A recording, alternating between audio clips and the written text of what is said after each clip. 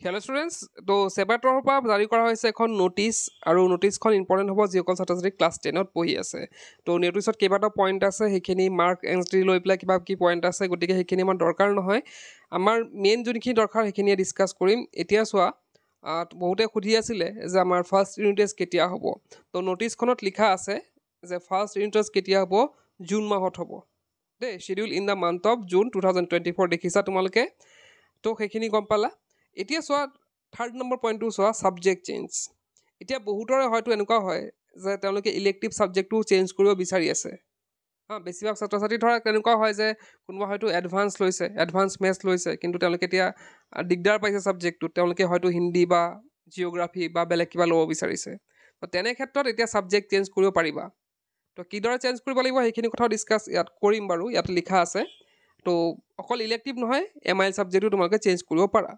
তো ইয়াতে লিখিছে if any student of class 10 wants to change his her subject elective or MIL then it has to be corrected in the registration card before the unit test 1 of class 10 তো এতিয়া ইয়াতে কি কৈছে যে কোনোবা ছাত্ৰ ছাত্ৰীয়ে যদিহে ইলেক্টিভ বা MILটো চেঞ্জ কৰিব বিচাৰে তেন্তে তেওঁলোকে কেতিয়া কৰিব লাগিব ইউনিট টেষ্ট হোৱাৰ আগত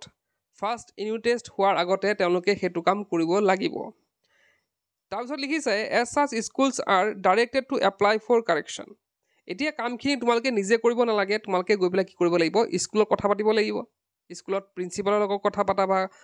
যিসকল মেইন আছে যোনে কাৰেকশ্যন কৰে কেৰাণী থাকিলে কেৰাণীৰ লগত কথা পাতিব পাৰা তো তেওঁলোকক ক'লে তেওঁলোকে কৰি দিব ইয়াতে কৈছে in the registration card before unit test এইখিনি ক'লোঁ বাৰু if any through the portal সেৱা services.in তো সেই কামটো কেনেকৈ কৰিব লাগিব ইয়াতে ৱেবছাইটটো দিয়া হৈ আছে sevaservices.in দ্বাৰা কৰিব লাগিব তাত গৈ কৰিব লাগিব and get the registration card corrected from সেৱা অফিচ বিফ'ৰ 15 জুন 2024 এতিয়া যে তোমালোকে কাৰেকশ্যন কৰিব দিবা ৰেজিষ্ট্ৰেশ্যন কাৰ্ডখন তো সেইখন কি কৰিব লাগিব 15 জুনৰ আগতে কাৰেকশ্যন কৰাব লাগিব মানে ইয়াতে আগতে দিছিল কি ফাৰ্ষ্ট ইউনিট টেষ্টৰ আগতে কৰিব লাগিব ফাৰ্ষ্ট ইউনিট টেষ্ট মানে হয়তো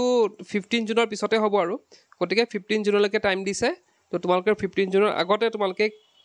মানে স্কুলত কথা পাতা কিবা যদি কাৰেকশ্যন আছে সোনকালে কৰাই লোৱা তো এইখিনি আছিল আজিৰ ভিডিঅ'ত ক'বলগীয়া আজিৰ ভিডিঅ'ত শেষ কৰিলোঁ কি পঢ়ছে উই কেন লাৰ্ণ